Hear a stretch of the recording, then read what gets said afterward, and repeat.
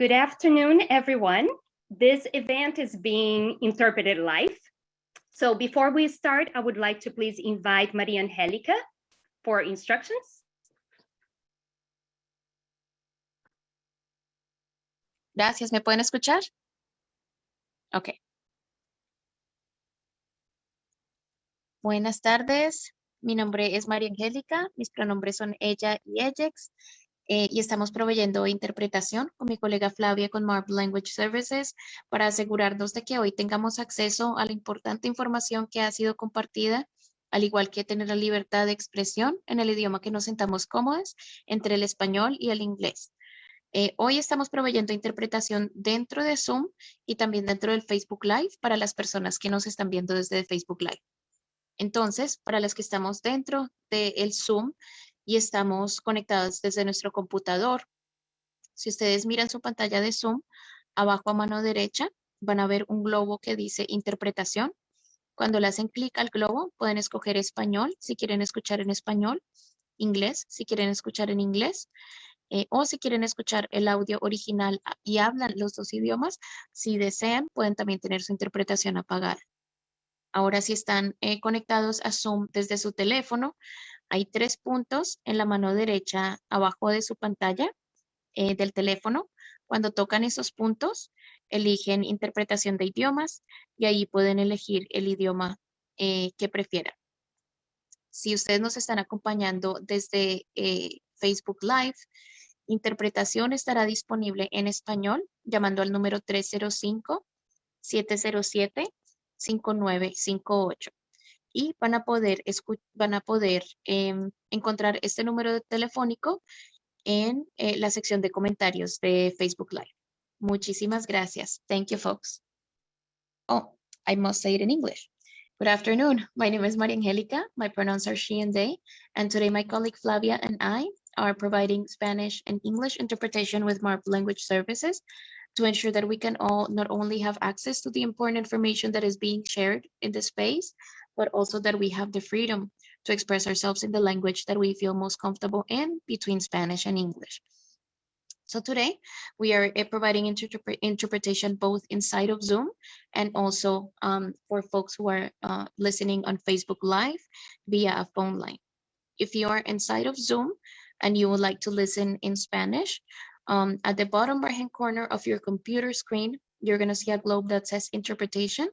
When you click on it, you can choose Spanish if you want to listen in Spanish, English if you listen in English, or if you are bilingual, you may choose to have your interpretation off if you want to hear whichever language is being spoken.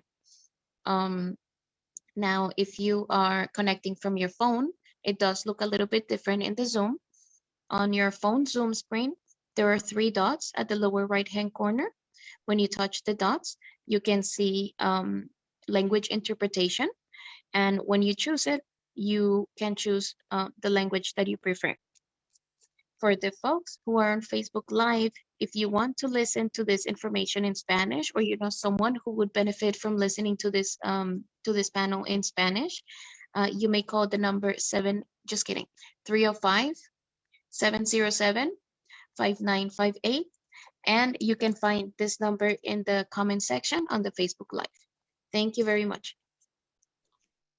Thank you, Maria Angelica, and thank you to all interpreters supporting that language justice in our event. So good afternoon, everyone. It is such a pleasure and honor to share this space with the Forward Together Florida Coalition members and with immigrants and refugees and allies who share the vision of a more inclusive state. I am Renata Bozzetto, the Florida Immigrant Coalition Development Director, and our mission is to make Florida a true home for all. During this roundtable, we will be discussing the findings of the report on the state of immigrant inclusion in Florida, but more importantly, we will be hearing from experts about concrete steps that we can take to make Florida a more inclusive state. 1 in every 5 of us was born outside of the United States. Making Florida more inclusive does mean implementing policies and practices that take the necessary steps to make sure that everyone in our state can thrive. So we'll have a very rich conversation today, just ahead of us. And joining this roundtable, we have Aida Escamani, who is Public Policy Director with FLIC. We have Dr. Laura Gonzalez, Assistant Professor at the University of Florida and also Director at Language Access Florida. We have Marianne Quijano, doctoral student at the University of Florida, Department of History. We have Oliver Torres, Senior Outreach Paralegal with the Southern Poverty Law Center. We also have Tomas Kennedy, Community Organizer with United We Dream. And finally, lastly but not least, Zeta Sorel Medina, doctoral candidate at UC Irvine at the Department of Urban Environmental Planning and Policy. Thank you all for joining us. So I'll jump right into the questions so we use all this time that we have. So let's first start situating ourselves in a historical context. Marianne, can you share a little bit about the history of immigration in Florida so we have a better understanding of the contextual relevance of the report on the state of immigrant inclusion in our state? Sure, thank you for having me. So I always like to start off situating histories of immigration in Florida and in the US with its histories of indigenous people as well. So I think it's something that we observe a lot, that both indigenous people and immigrants are often cast as foreign outsiders and as dangerous threats within a lot of anti-immigrant rhetoric. And I think that as a historian, but also as someone who lives in Florida, a lot of the intellectual work that goes into advocating for immigrants, in at least also in the historical record, is to undo that harmful rhetoric that both immigrants and indigenous people suffer from.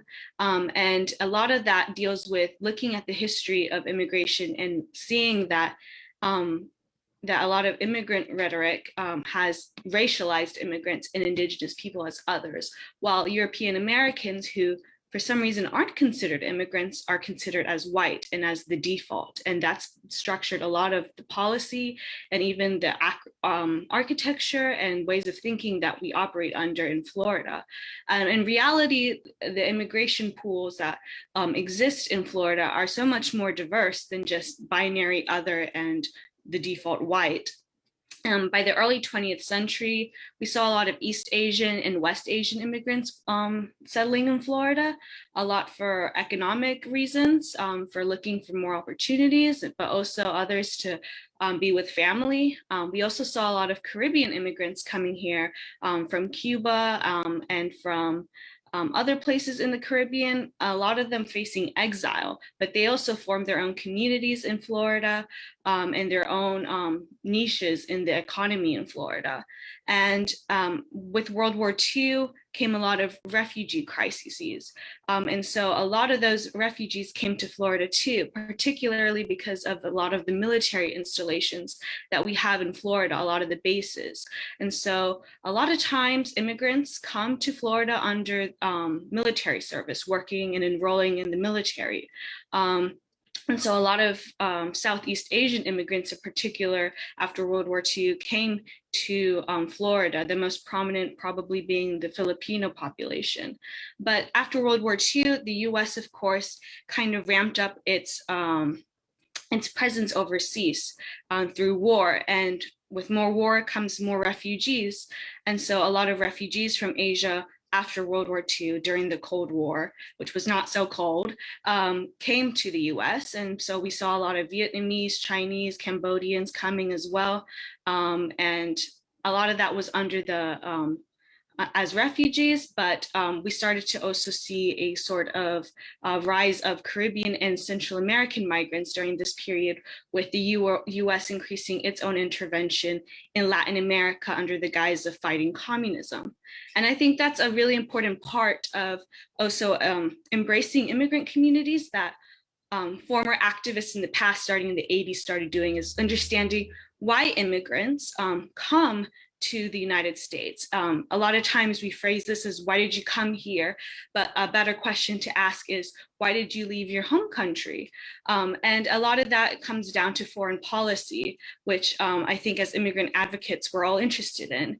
And it was in the 80s and a little bit in the 70s too, that the US started to say, it's called the Kirkpatrick Doctrine, that authoritarian governments are okay as long as they are okay with US economic interests and cooperate with US economic interests, but totalitarian governments are not. And so the US would sometimes come into places in Latin America, Asia, and say, we ally with this dictatorship. So if there are refugees coming out of this country, we won't accept them. They are not true refugees. And so with that comes immigrants from places like Haiti, El Salvador, Guatemala, that are allies of the US in this period. And they're technically not considered refugees because of the US's friendly stance with those countries. And so what a lot of immigrant advocates in the past, particularly those aligned with El Salvador, they were very critical also of the US's foreign policy. So US foreign policy's history becomes a part of understanding its immigrant history too.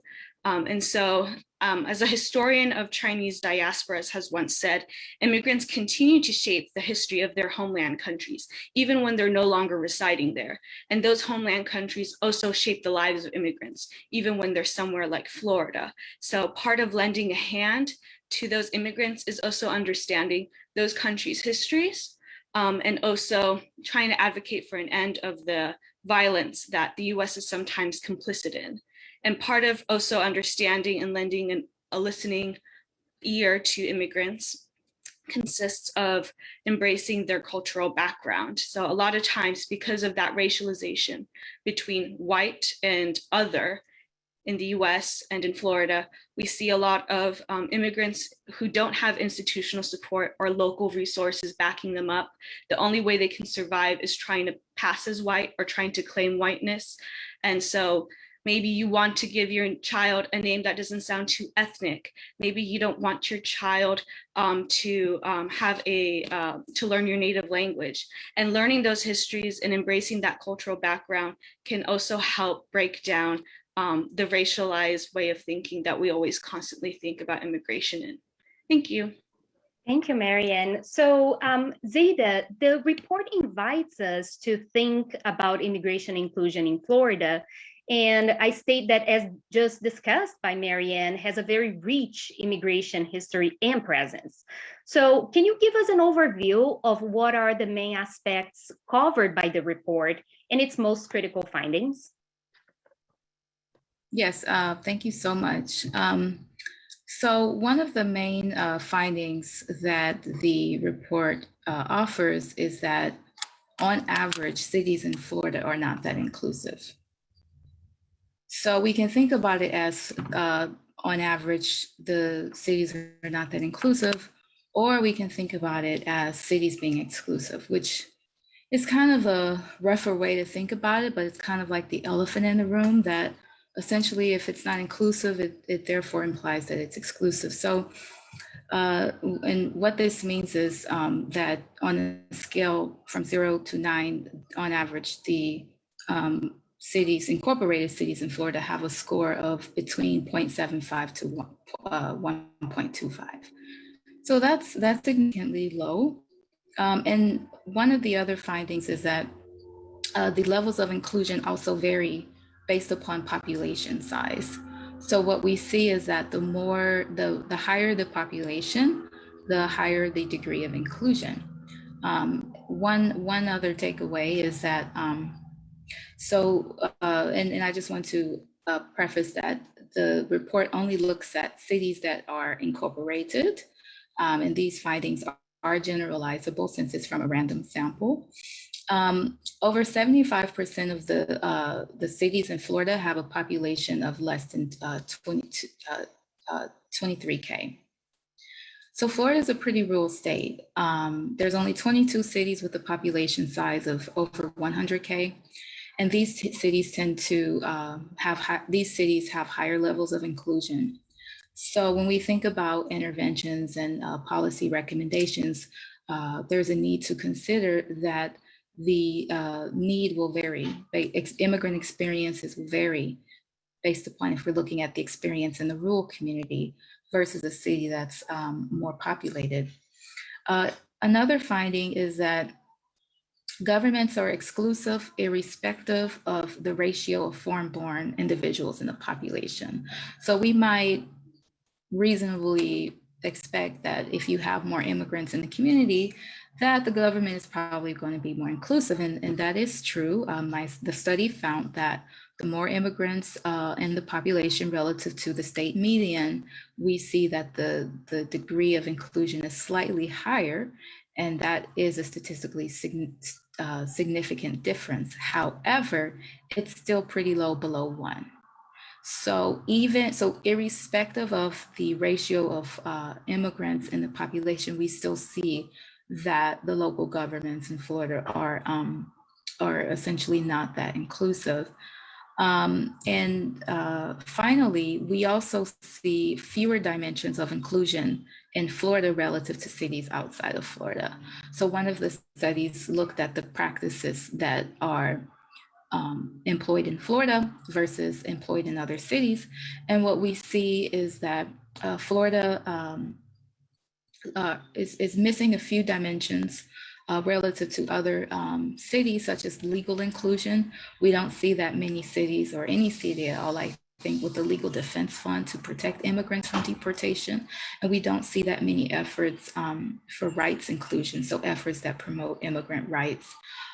So what this means, essentially, the implication is that, Florida is a very diverse state with many different cities, but on average, the efforts, the local government and the efforts can be improved, right? There's a lot of work that still needs to be done.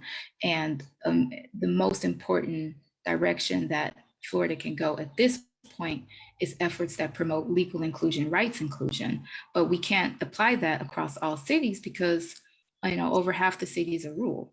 So before we can even begin having discussion on rights and legal inclusion, we need to first have efforts that promote, cultural inclusion and showing that and promoting the appreciation of immigrant groups. So one of the biggest recommendations I can give based upon the report is there is no one blanket approach to inclusion. There's a need to consider that the intervention is going to look different for those cities that are more populated, those 22 cities that are big, large cities, versus cities that are more rural. Over half the cities in Florida have a population size of less than 6,000. So it's those interventions will look different. Thank you, Zaida. Thank you. And I see, so one thing that it's very clear, and you mentioned in the report, is that despite the fact that cities in Florida are very inclined to celebrate immigrant culture, they are still not as sharp in protecting immigrant rights. So I would like to invite Ida to share her thoughts in terms of policy. What are some ways in which we can protect immigrant rights in Florida? Thank you so much. And such an honor to be here with so many incredible folks. I echo some of the pieces that Zaida had already repeated in the sense of, I think what report showed to us that in Florida, we have some folks talking the talk, but not a lot of walking the walk when it comes to immigrant inclusion in Florida. And we have a long way to go. Celebrating immigrant culture, of course, is important and valuable. And it often is led by impacted communities, but we know it's not enough. And there's several policy ideas that some have been discussed throughout these last 2 days, including community IDs, for example, and the Legal Defense Fund that was just mentioned. And what's so important, as Oliver centers as well, is that these policies have to be centered by impacted communities. They have to be co-created by impacted communities. And sometimes, throughout this work, there are some sort of kind of go-to policies around immigrant inclusion, but we may not know it all, right? As immigrant communities live their day-to-day lives, policy ideas come from that. And so that's why it's so important that we center impacted communities in the work that we do. Much of my work right now is centered in the state legislature, but I've had the honor of supporting our communities at the local level as well around the state.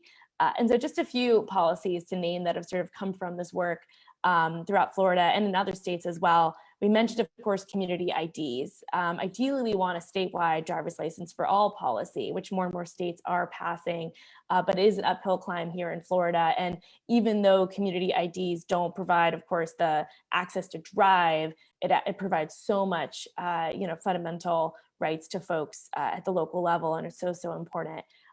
Immigrant legal defense funds that were just named, and really more legal aid in general for all people, right? Access to the court system is a fundamental right that we have living in this country, but it's often denied due to lack of financial resources.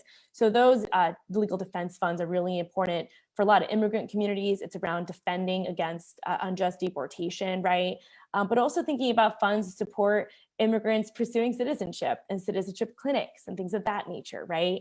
Of course, ending detainer policies, cutting the ties between immigration enforcement and local law enforcement is critical. Adopting native language assessments for standardized tests. This is somewhat more of a statewide policy, but there may be some room potentially for school boards to be more inclusive, right? As we think about language assessment, English learners and things of that nature.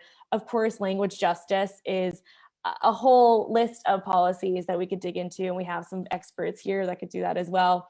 And then thinking through professional licensing and ways to make sure that immigrant entrepreneurs are not blocked due to very rigid policies that are designed to keep people out versus keeping people in. We need to pass more local wage theft ordinances, which are very important for our communities. Heat stress protections for outdoor workers, which much of that is statewide and federal policy. Expanding Bright Futures to all immigrant students, not just DACA and TPS, which is also important, but all undocumented students should have access to Bright Futures. That is also a statewide policy we continue to push. And ultimately centering racial justice in everything that we do. We know that Black immigrants are disproportionately impacted by these oppressive policies. And so we have to center racial justice in everything that we do. And ultimately, what I will end with on this is that immigrants do not just live immigrant lives, right? We live intersectional, multidimensional lives.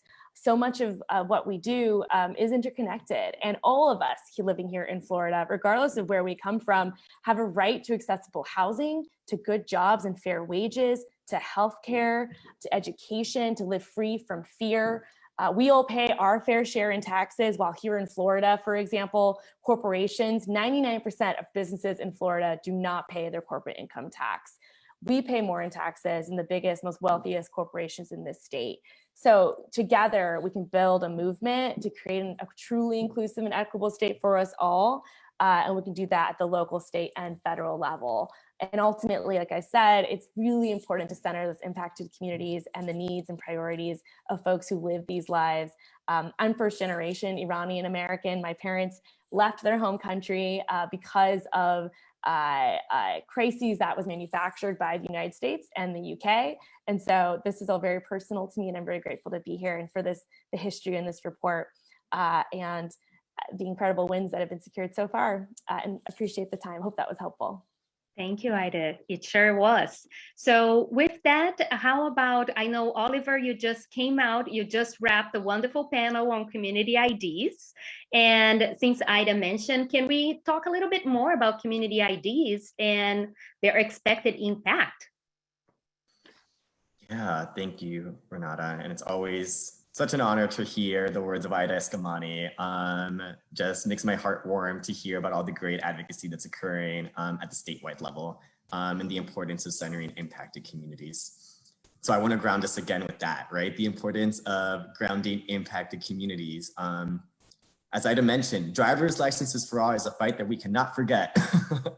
It is unacceptable that in Florida, so many of our neighbors, our friends, our relatives are denied the right to drive. Picking up your child from school should not put you on a path to deportation, but that is currently happening in Florida.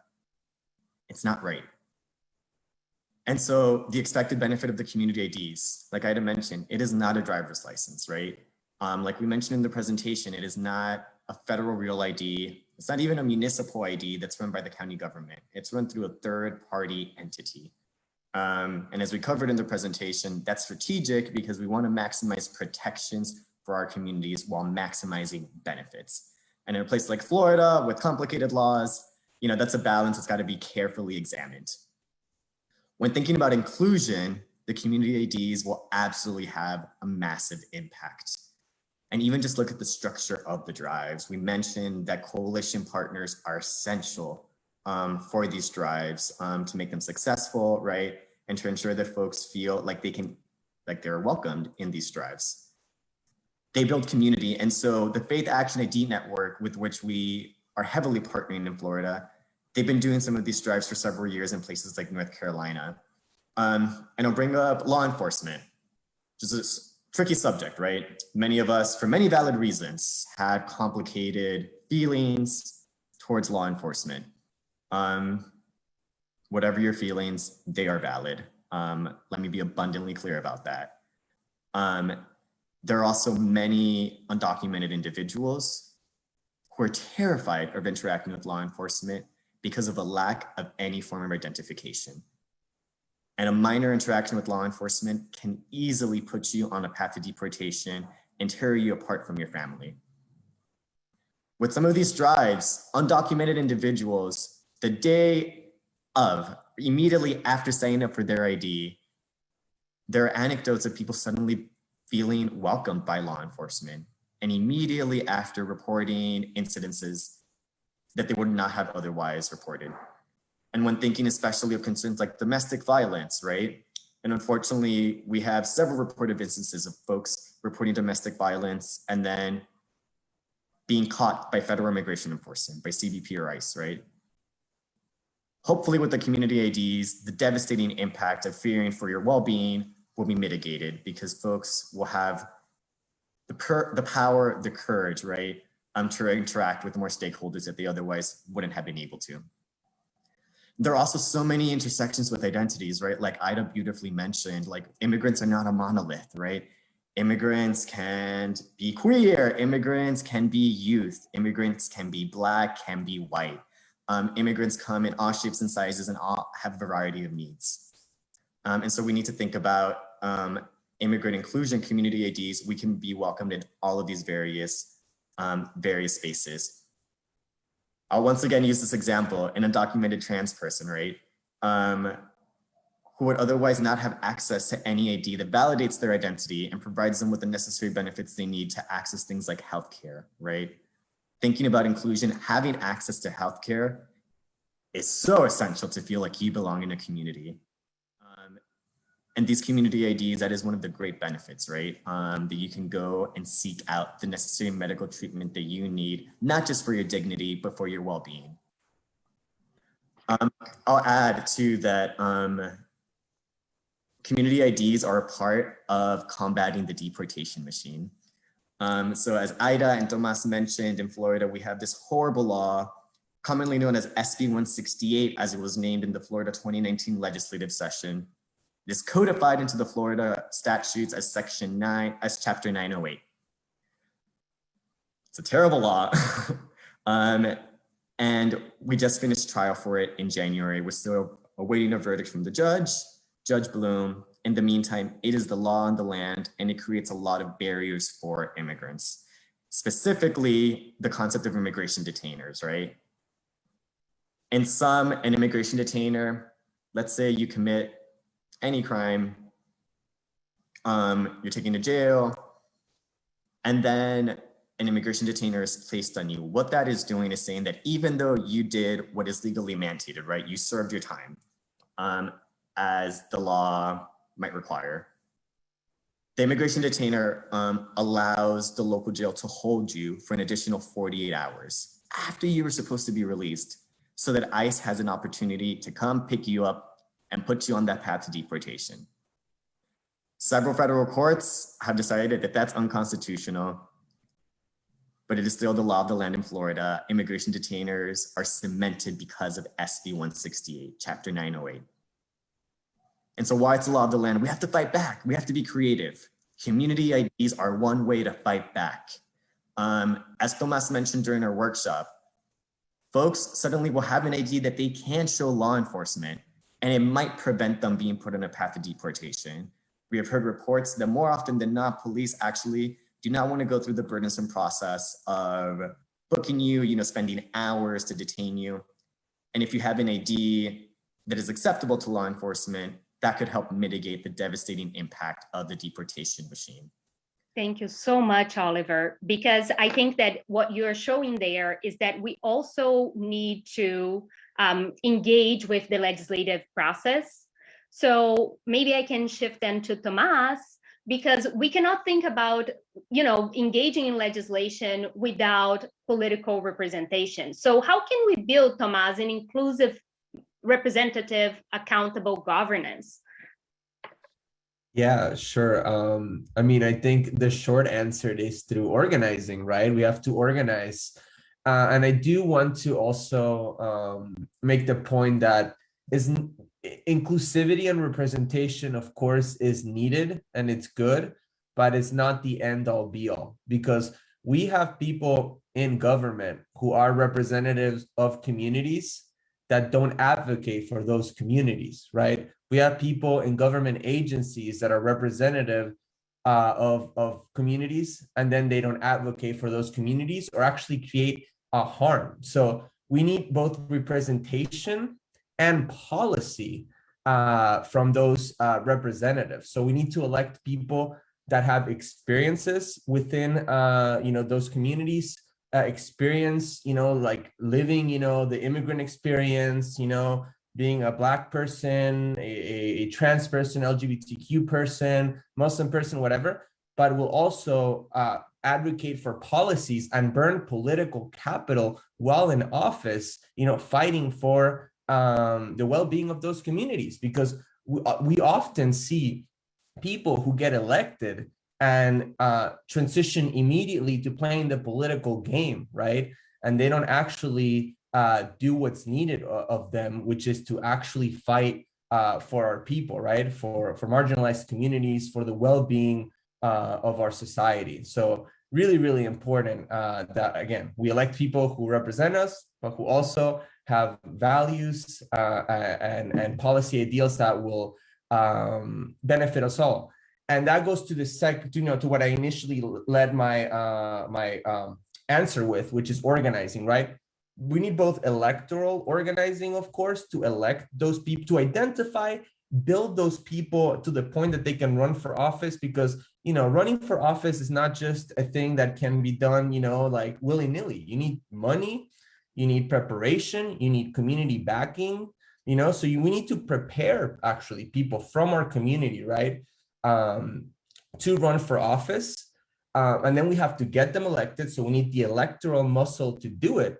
And then once those people are elected, we need to have the ability to work with them to push these policies and hold them accountable when they fail us, right? So then we need a whole advocacy, organizing muscle beyond the electoral campaigns, right? And that's I think something that we're really post the Trump era has been really lacking in a lot of ways. There's been a lot of money going into electing people into office, right? But there's not been a lot of money going into advocating and holding these politicians accountable. So yeah, I think that's like all the key pieces here into building a more representative government. And then I'll just add that we also need really, really strong, not just organizers, but policy folks like Ida, for example, to be able to identify the policy opportunities at the local, at the state, and of course at the federal level, although the federal government is a mess and very stagnant. But we need to identify these policies to push and to make strategic choices about what we're going to organize around, right? For example, our community ID campaign, something we touched on our workshop was this had been stalled for years, almost like over half a decade, almost a decade really. And what, you know, some of us were able to identify, oh, okay, there are restrictions around vaccination, right? That people are not able to get past because of a lack of an ID. Now might be a good time to go speak to lawmakers and commissioners and highlight this need. And, you know, through the current community and political context, get them to push this community ID. And, you know, we were able to do that, and we were able to partner with great people like Commissioner Holness, Commissioner Higgins, that saw the acute need and the political opportunity, and to get it through, right? But yeah. Thank you so much, Tomas. So let's shift a little bit the conversation. I would love to bring Laura to the conversation so we can talk about language justice, because in order for immigrant communities to be included and for us to organize, to bring our immigrant and refugee communities to the social political spaces, that we need to pay attention to language justice and language access. So Laura, can you please tell us a bit more about language justice and what are the concrete steps so we can move forward towards language inclusivity? Yeah, thank you so much, Renata, and thank you to everybody. It's an honor again to share space with all of you and learn from all of you. I want to start by the very important distinction that, Renata, you brought up between language access and language justice. So a lot of times when we think about language access, we think of it like a checklist. So an organization says, okay, yes, we provide language access because we have a language line, or we provide language access because we translate some of our stuff into some languages. And so that tends to position all the burden of actually accessing information and engaging with a resource or an organization on the person who speaks a language other than English, who then has to seek out the information. They have to advocate for themselves. They have to somehow learn about the organization to begin with, right? And then ask and advocate on their own behalf, do you have this in a language other than English? Oftentimes to a person who doesn't speak their language. So if I want to go to an organization and ask for interpretation in a specific language, I have to at least know a little bit of English to be able to engage in those with that organization. And what that leads to then is a lot of erasure, right? Because if I don't feel comfortable walking into a space, I'm not going to go ask for translated material. I'm not going to go into that organization at all.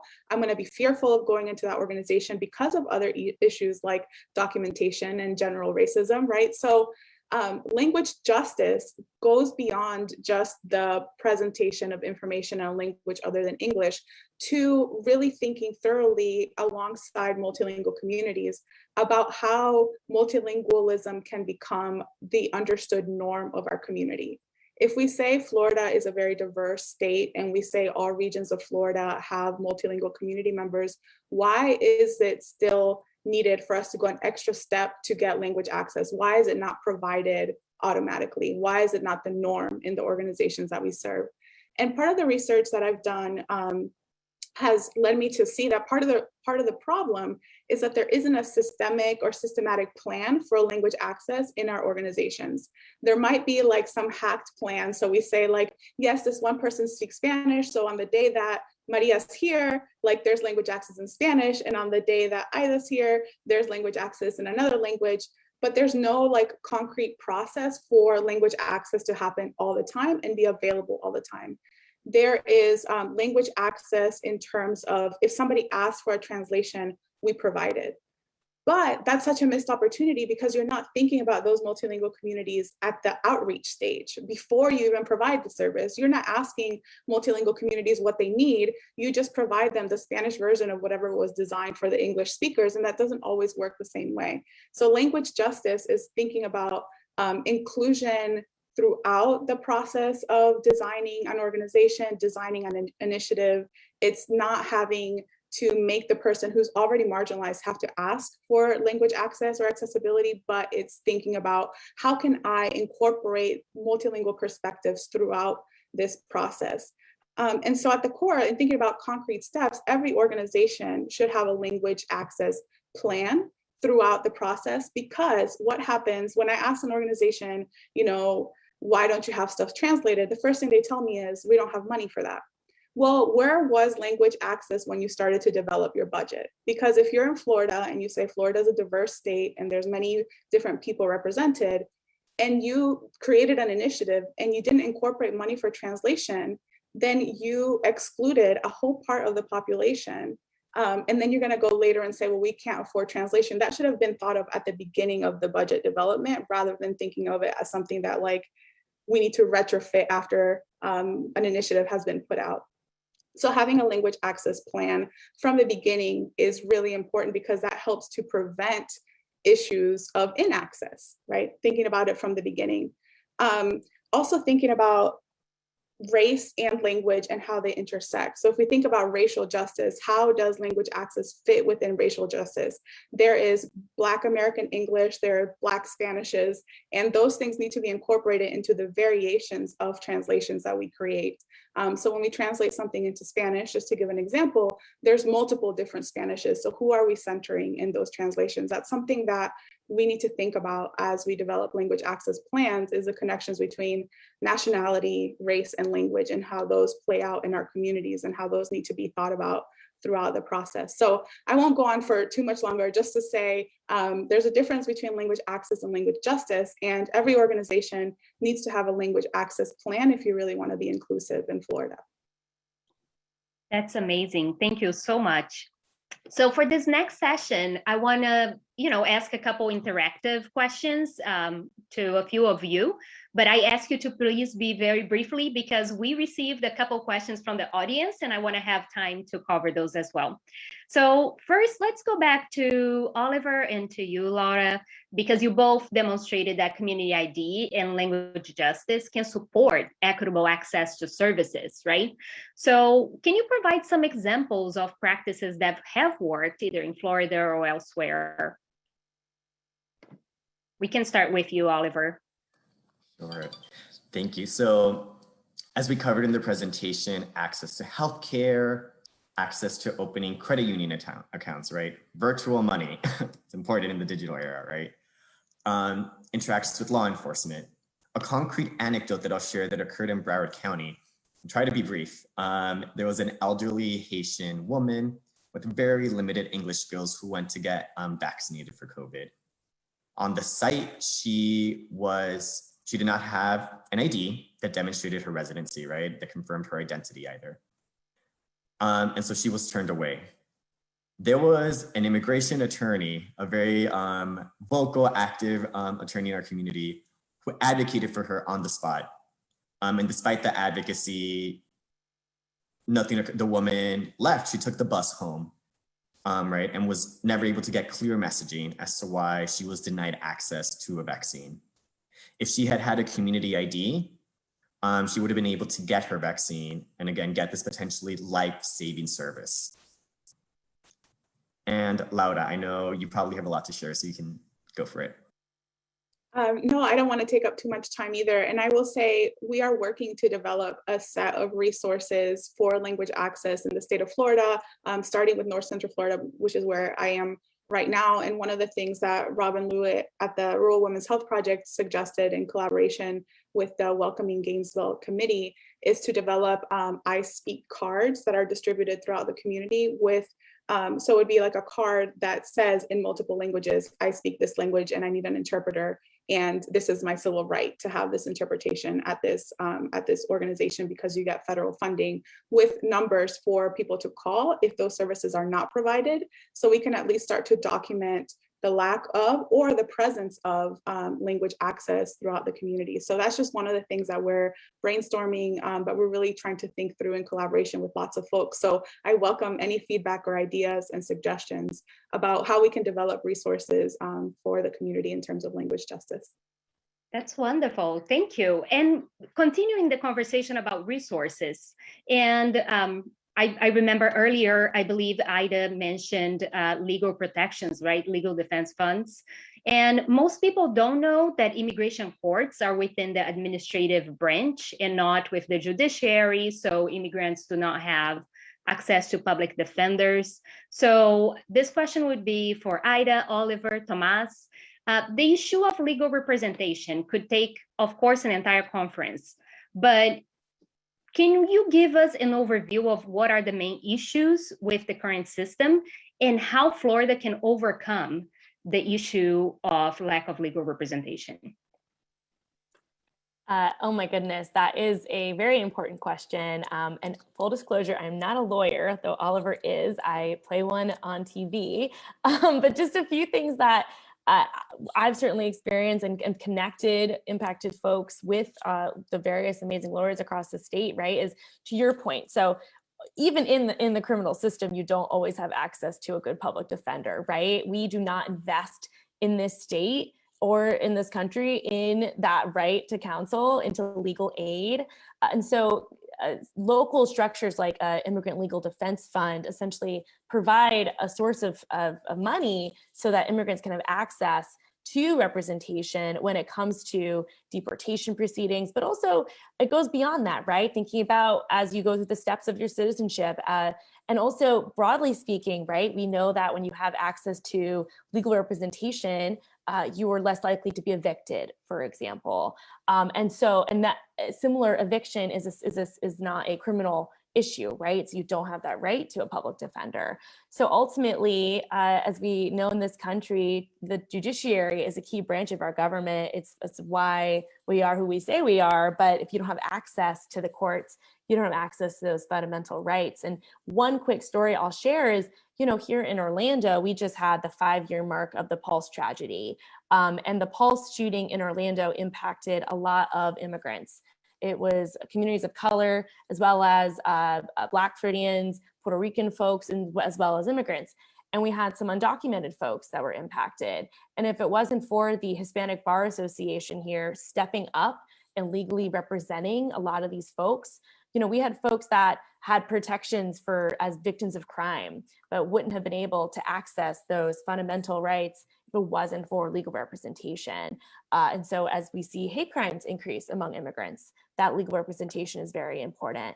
And so the list goes on and on and on. And by having a local fund dedicated to ensure that everyone has access to that legal representation, would just have really important outcomes for immigrant communities. But I know that Oliver knows this firsthand as someone who has represented countless folks in this process. And Tomas, of course, you as a leader in the community know this really well too. So I'll toss it back to them. Yeah, thanks so much.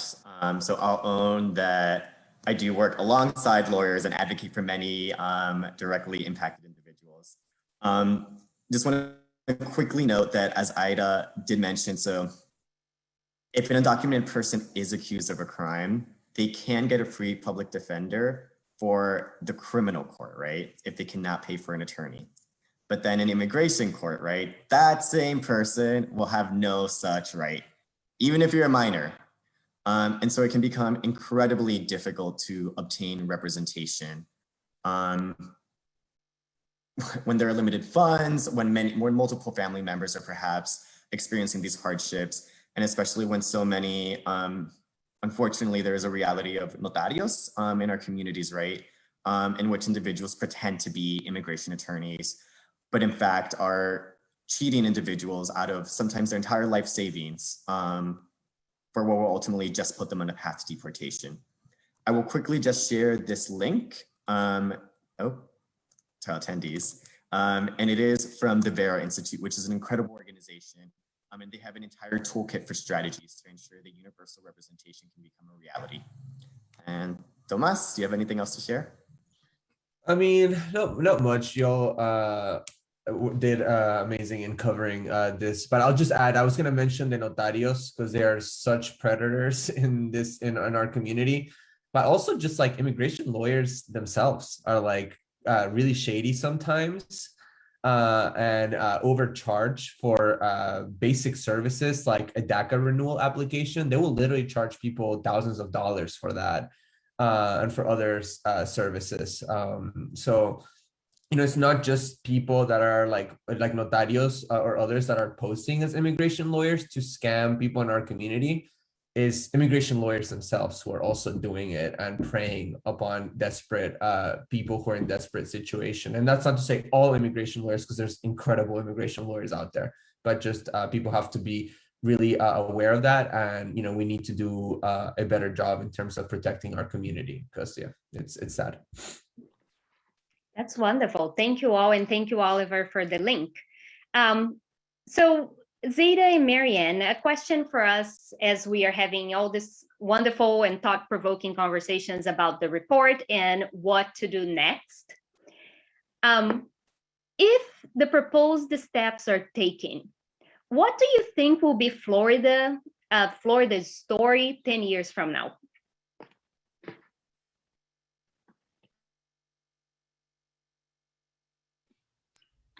Did you want to go first? Okay, yeah. Sure. Yeah, one of the findings of the report is that it emphasizes that there is a need for more rights and legal inclusion.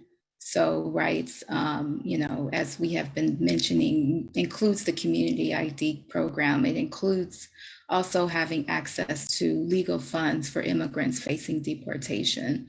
So one of the outcomes that I see is that we will be able to see Florida as a place that's not only inclusive when it comes to cultural forms of inclusion, but we'll also be able to see that Florida will have a wide range of legal services, and not just being offered by nonprofits, but we will be able to see local governments also contributing their budget to legal defense funds, partnering. We'll see more partnerships between the county and the city and nonprofits to provide legal services.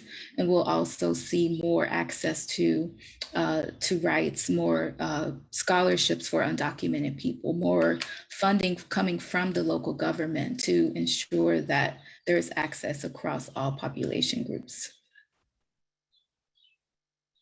Yeah, I think I have to agree that I think legal and political rights and representation are key in this case, because without those, I think, as has been mentioned a lot already, without those, you can't have the cultural and social increase in inclusion. It's really important to have that structural backbone. But also, I think that having all of those things implemented 10 years from now, it'll also hopefully give immigrants a lot more social mobility. So perhaps Florida won't be so heavily marked by socioeconomic inequality the way it has always been marked in its history of that class divide. Maybe some of that can be alleviated in 10 years from now, just a bit. That's wonderful. Thank you. So we did receive a couple questions from our community and audience. So let's see if we can answer a couple of them. The first one is, what can we as individuals do to support the cause? So maybe can each one of you take 1 minute or less to talk about concrete ways that individuals can take to support the effort to make Florida a more inclusive state? Maybe we start with, let me see, can we start with you, Oliver? Sure. We'll try to be brief. I recommend whenever a new advocate gets on the call with me in a region, to look out for directly impacted individuals. You might be in a directly impacted individual, you might not be, right? But before moving forward with any plan, make sure you engage the folks who will be most impacted and understand what's important for them. And so in your community, if you identify a need for community IDs, let's talk, let's pass a resolution, let's make it happen. If there's a need for something else, like a cite and release policy, that would take away some of the discretion from law enforcement to arrest someone, right? They would just have to give them a citation, a ticket. I think that would also be a powerful policy in our state. And I will pass it on to Ida, I believe is next. Thank you, Oliver. I echo that 100%, to support the work that is happening on the ground and to support folks who are on the front lines and most impacted by that work. And then the other piece is, we all are influencers in our own communities. So educate your family, your friends, your coworkers, your neighbors on this report. Read the report if you haven't had a chance to yet. I'm not actually, I know that language access and justice, as we know, are different and both important. So I hope that that report is available in all those ways. But I really enjoyed reading through it and understanding the history of immigration in Florida, and learned a lot from it. So definitely encourage folks to read that report and share it with your networks. Thank you. Laura? I think one thing I would say is to encourage folks who speak multiple languages, even if you do speak English, to not leave the burden of requesting and demanding language access onto the folks who don't speak English. So if, ask for meetings to be interpreted in multiple languages, ask for translations of documents into a language that you speak, even if you also speak English. So that way there's more visibility to the language diversity of the state, and also people don't feel burdened to have to request for something that's not already available. So make the work of language access, take up the responsibility of language access, even if you do speak English in your own community, I think is a suggestion I would give. Thank you. How about you, Tomas? Yeah, I'll go back to what I said earlier. We got to organize, right? You can't organize by yourself. You're just not as effective. We are stronger together, in the words of the SEIU slogan. So it's important that you find a political home as an organizer, as an activist, whatever it is. So find an organization, a group of people, whether it's a nonprofit or a grassroots organization, whatever it is, find a political home of like-minded people that are organizing around issues that you care about, and just get involved and organize to elect people that are going to fight for you, and then organize to hold those people in elected office accountable to you. Thank you. Marian? Yeah, I think I have to agree with Tomas that you can't do it alone. So even if I think you can do it through everyday actions too. Like maybe most people might not be aware of how vital language access and accessibility might be. So even just mentioning those things when you're talking to people, and kind of making that a more known issue rather than something that is only talked about in certain spaces, make it a more widely known thing that needs to be confronted. Thank you. And Zayda, would you like to add something else?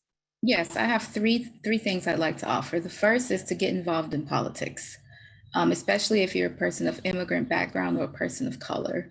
Yes, it's important to have allies, but what we're continuously seeing is that there's not enough immigrants in the political decision-making process.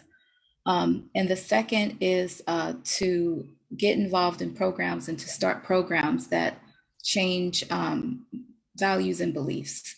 So there's a lot of emphasis on policy, I'm hearing, but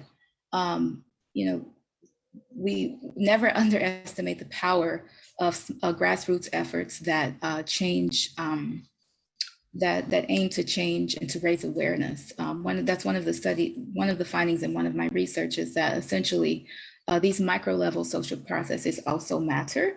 So when we start to raise awareness and shift values and beliefs, we can then see that there's going to be more individuals getting involved because they see, they're more aware. And then finally, we need to expose young people to the political fields, expose young people who are at that tender age of high school to different fields such as local government policy, and city planning. If you're part of a nonprofit, you have some extra funds, start a mentoring program, do some career shadowing. That's, really young people want to make a difference. And they think that being a lawyer is the only way you can make a difference. You can also join, local government as a way to make a difference. So that would be my recommendation. Thank you. That's a wonderful and rich menu of, organizing and engagement and learning and sharing, which is amazing. So we also have a question about healthcare. What can we do about healthcare more broadly to help everyone? That's an interesting question. Anybody would like to take on that one? Ida? I can do a quick take on it. So this past legislative session, actually, we did have a big victory when it came to healthcare. We were able to secure, in large part due to President Biden's American Rescue Plan, an extension of Medicaid for new moms. Previously, new moms in Florida could only have access to 60 days of Medicaid. We have extended that postpartum Medicaid coverage to 12 months. That was a huge legislative win, in large part led for years by Black women and Black mamas who are both elected and advocates. Huge shout out to doulas and the folks at the Birth Justice Network who've led this fight. But that's a huge win for us. Now, unfortunately, though, the state continues to fail to expand Medicaid. And we know that actually Medicaid expansion would not only have covered more people, but also cost less than the extension for pregnant mothers. So it's a huge win, but at the same time, the state of Florida continues to leave folks in the Medicaid coverage gap, failing to expand Medicaid, leaving federal dollars on the table. And so we have to continue fighting for Medicaid expansion. And that fight may be taken directly to the ballot as well, as we've seen in other states. So that is still a critical fight when it comes to healthcare access. Of course, there's multiple fights when it comes to healthcare access, especially when it comes to documented communities. But that is a big win that we had this last legislative session, and we want to keep building on that momentum to expand Medicaid and ensure access for all. So hopefully that helps kind of give some context on some of the fights and wins that we've had. It sure does. Thank you. I think we have time for one more question before we do a closing round. So the next question, I think it's for Laura. What is the status or progress of language access, multiple language interpretation, phone lines? Is this a national service? And how does it work in action?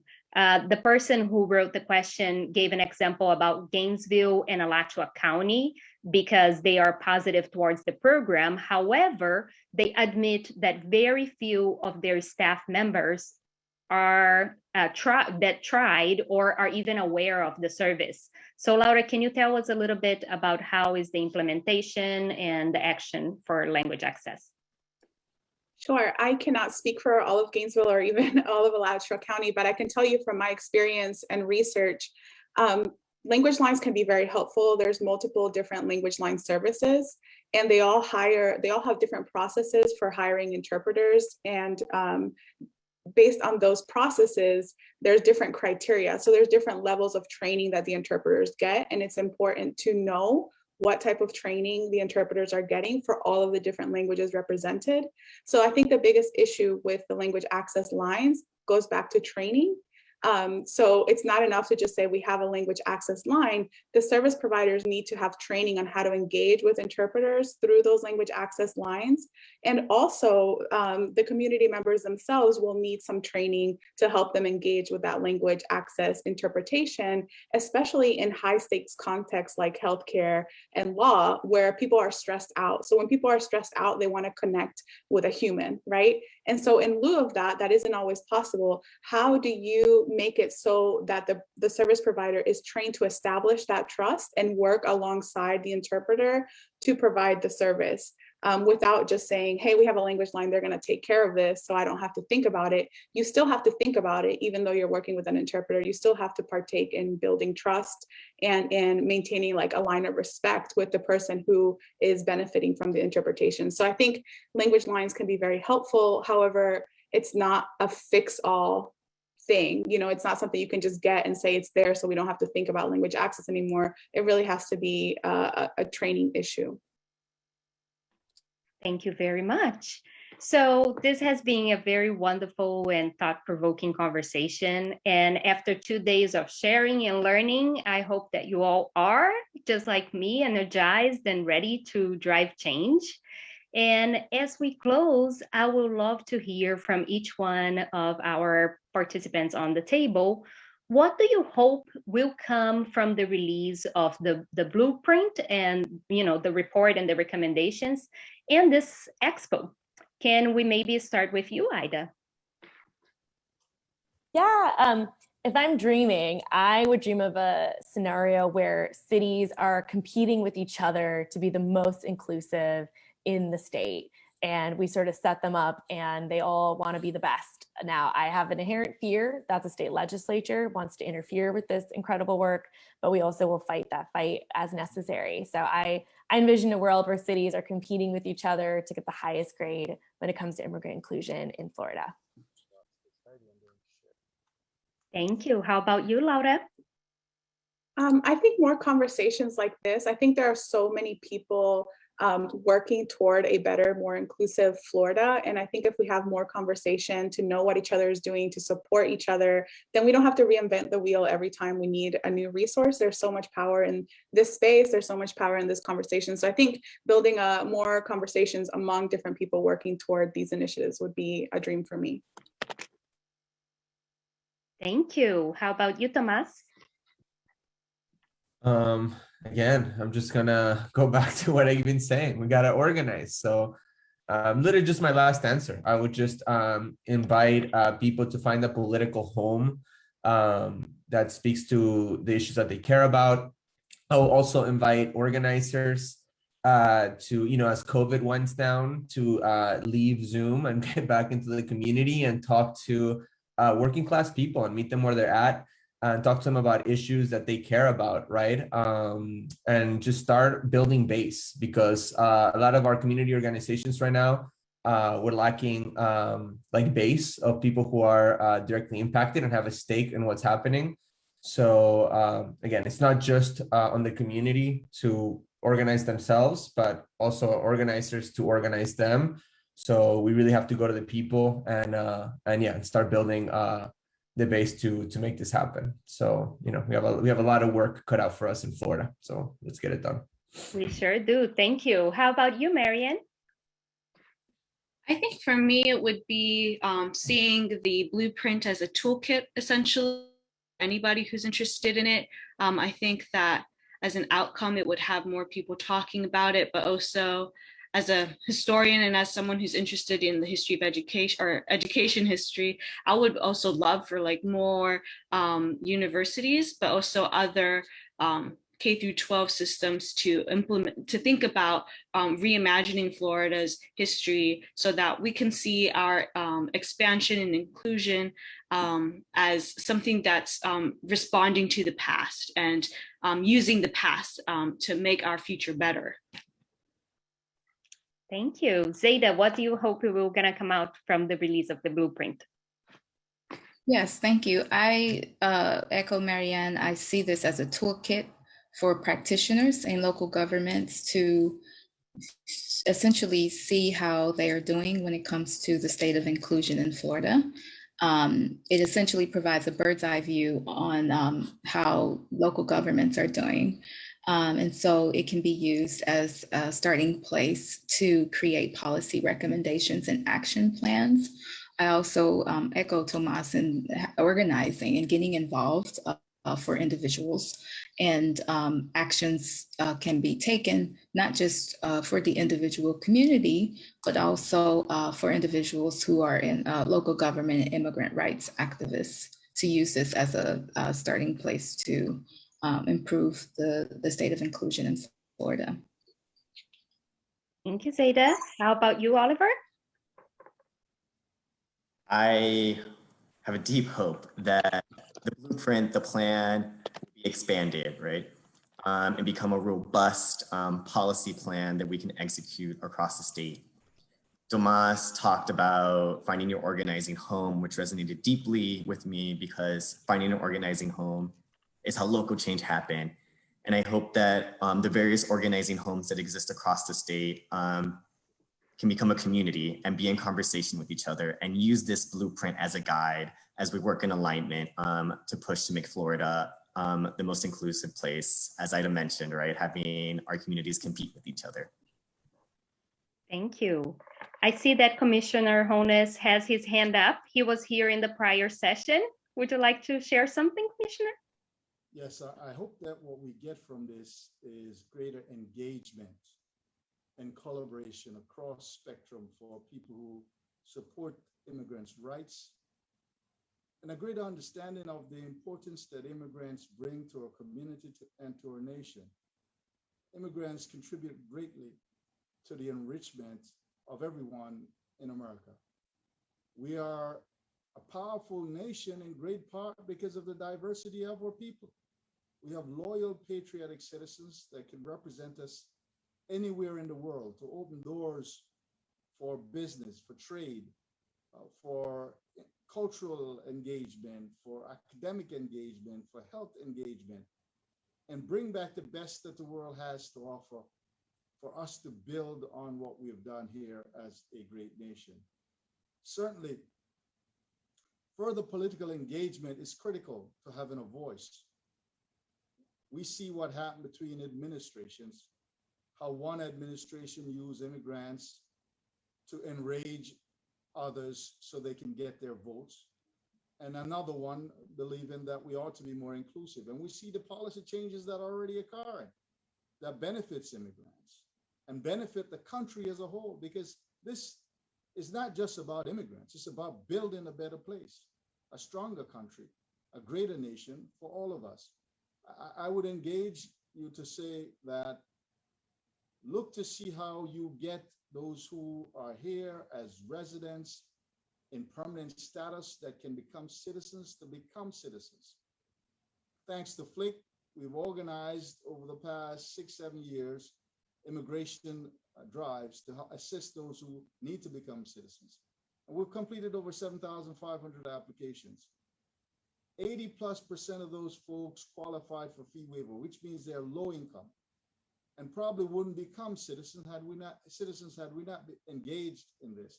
Further, encourage them to join a party. Those who say, well, I'm independent because I'm no party affiliated, don't understand that you won't be able to select the primary candidates. And in many elections, the primary candidate is the winner of the general election because there's no competition on the other side, if there is even a general election. So that's two things that I think we need to look at. And in my work, I find that a large percentage of immigrants choose to be no party affiliated. That's not a good status to be. It's like you're in no man's land. You can't make a decision for others. Others are making a decision for you. You're not independent, as some claim. You are dependent on others selecting a candidate for you to vote for in the general election. And with that, let me thank the organizers, thank all of you for the great work that you're doing. There's so many organizations that are engaged and involved.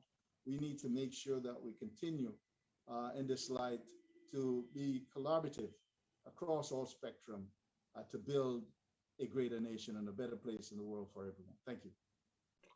Thank you so much, Commissioner Jones. As we did learn during this expo and the roundtable, Florida can definitely be more inclusive and we can take action now. So a very warm thank you to all of you who joined us during the State of Florida Immigration Expo and to all partners who made this event possible. And to everyone who participated in this roundtable, my very warm and gratitude. So Basma, I'm passing it to you. Thank you. Yes, thank you so much, Renata, and all the speakers and the commissioner. This have been really a great weekend. Met so many amazing people who have been in the fight in the state of Florida to make sure Florida become more inclusive to everyone. I think 3 or 4 years ago when I have joined FLIC, I was the Florida refugee organizer trying to understand the groundwork, but also trying to understand the history of immigrants and refugees in the state of Florida and what kind of fight that existed before and how we can bring it together. And I saw there were so much wins around the state, but no one knows what's happening in the South or in the West or in the North or Central Florida. And through this project, we were able to research and share these changes that have been happening in the state of Florida through the Forward Together 6 webinars that we had last year. And from there, the conversation started around community ID, welcoming initiatives, and so many organizers around the state started asking the question, how we are doing in North Florida around the community ID, or what it means to have language justice and language access. I feel like this project really brought people together in terms of researchers, organizers, elected officials, which I feel like this need to be invested in more. We have been really fighting and being just reactive to everything been happening, but we really need to be more proactive by coming together and communicating our ideas, communicating our work, and communicating our community needs. And I feel like hopefully this could be the first step to hold many conversations like this because we made it happen in the past year or two, but I think it's going to take all of us to make sure these conversations happening ongoing. And yes, the report is available online. If you want, please reach out to us, reach out to the Florida Immigrant Coalition. We will make sure you have the soft copy, which is online, but also if you want to print your own copy, reach out to us. We have a copy that could be printed. We have t-shirts. I think Laura have on one. I see Ida have the t-shirts on as well. We want to make sure we could take this work and forward together as a Florida to be more inclusive. So please stay in contact with us, read the report, make sure if there is anything that's missing in the report, which I'm sure there's a lot missing, but I feel like this could be the first conversation to ongoing conversation to make sure Florida are inclusive to all of us. I hope I'm not missing anything, but I want to make sure that I thank all the coalition members who have been supporting this project since the beginning last year. And I want to make sure we thank again all the panelists, the audience, the moderators, and I want also to make sure that if you missed any of the webinars from yesterday or today, please log into the Facebook, the Florida Immigrant Coalition Facebook. All the live events are there, and we will make sure it's edited and on YouTube so you can watch it and share it with your community to make sure the report is not just written, but it's also being as a conversation in these live webinars. Thank you so much again, and I hope I can see you more often in conversation about inclusion in the state of Florida. Have a great day.